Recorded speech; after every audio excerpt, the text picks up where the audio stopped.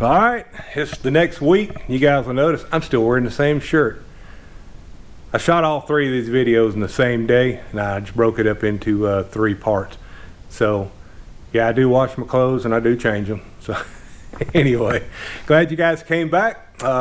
This is part 2 of why I have the ultimate off-grid RV. All right, today we're going to talk about I got some notes behind there that you can't see, but I'm going to read them, of the advanced RV wiring. Why a transfer switch. I told you last week that I would tell you today about a transfer switch.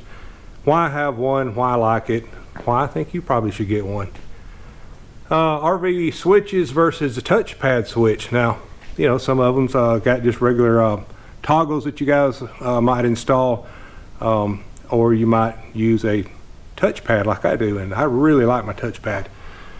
Lighting considerations, incandescent versus LED, and we'll talk about that a little bit.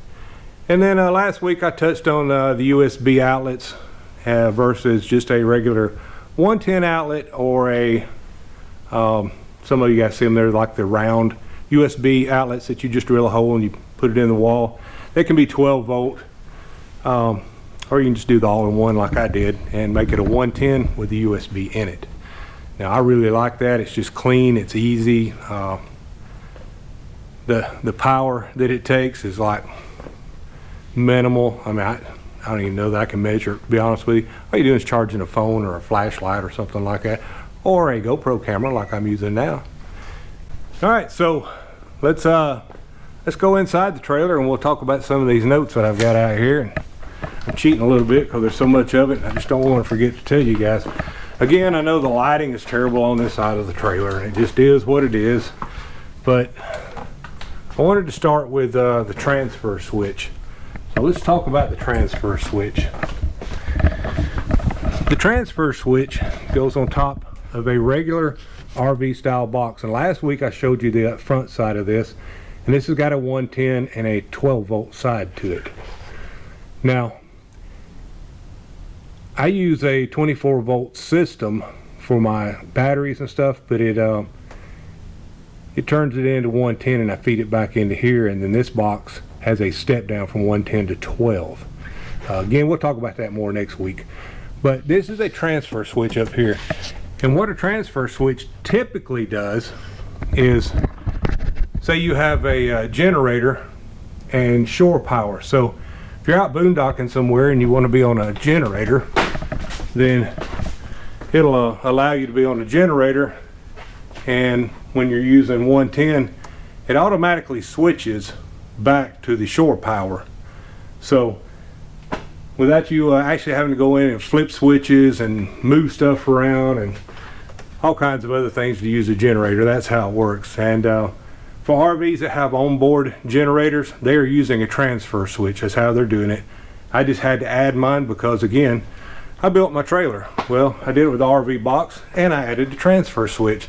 Now I know some people, they will actually build their trailers and they just use the 12 volt side or the 110 side, and that's it.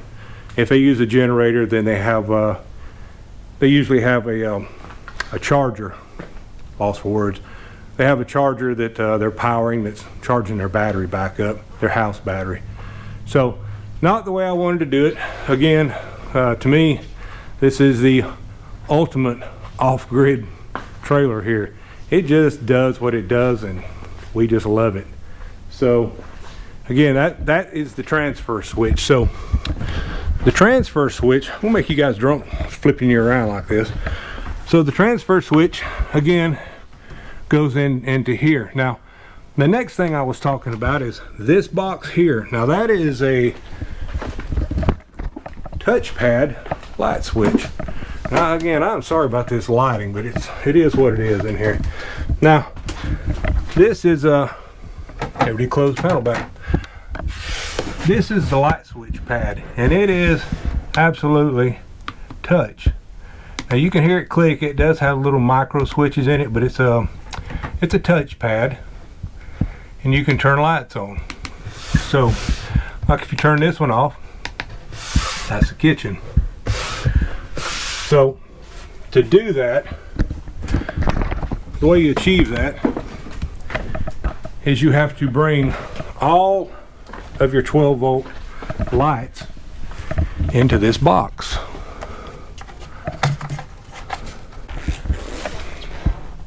So to achieve that, you bring all of your 12-volt wiring into this box. Now all of these wires right here are lights, and they're all fused.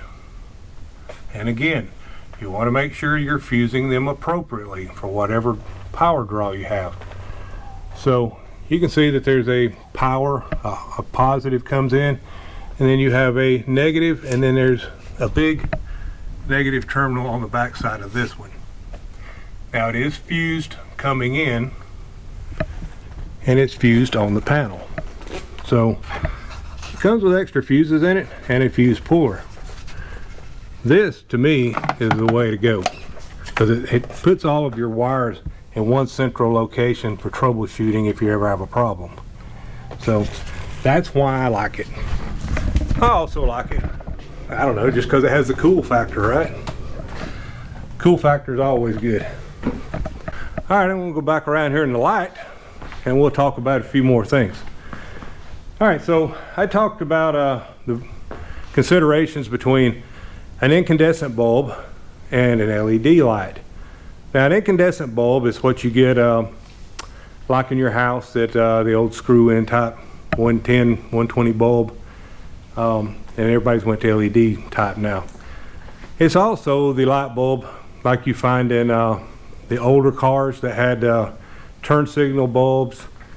Those were all incandescent style bulbs.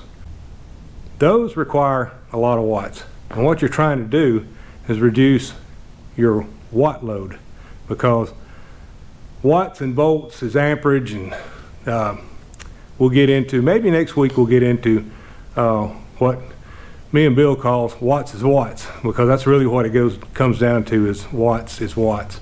You got to figure out how many watts something is to know how many amps you're going to draw or use, and then it comes down to voltages. Again, we'll get into that next week.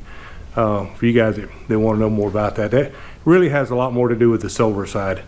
But anyway, the incandescent bulb, just know that it requires more energy to burn than LED does. That's really just the basics of it. That's about as simple as I can make it.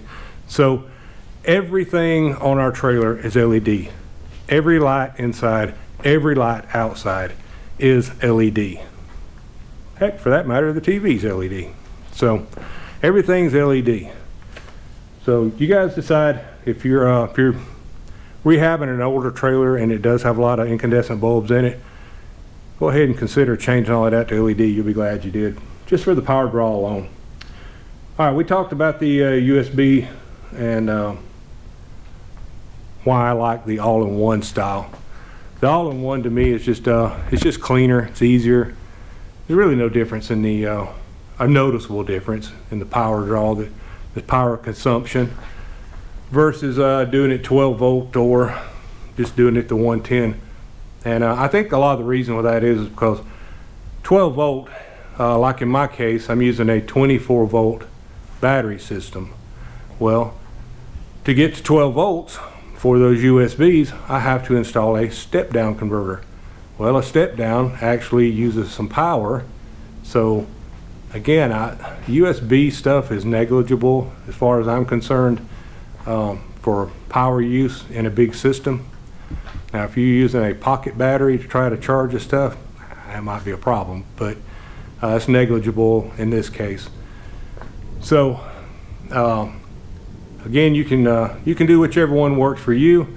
If you're using a 12 volt system and you just want to use 12 volt outlets right on the side of where you got your batteries, or make you a run in there and put it in the wall, that's great. You do you. For me, it just didn't work out that way. It works better for me at the 110 all-in-ones.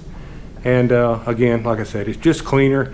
And everywhere there's a 110 power source, hey, there's also a USB. So it just works good for me. All right, I don't know what else to talk about this week, because I really don't want to get into the solar part of it, because The solar is going to be way more in depth and a much longer video. So you guys just enjoy the fact that this week was a short video, and I probably rambled on and I may have lost some of you guys, and some of you may just got bored and left. If you haven't left, I appreciate you staying. Like and subscribe if this has helped you. Heck, if it ain't helped you, like it anyway. And if you're here watching me this far, apparently you got something out of it, so go ahead and subscribe. All right, until next week, we'll see you guys down the road. Bye now.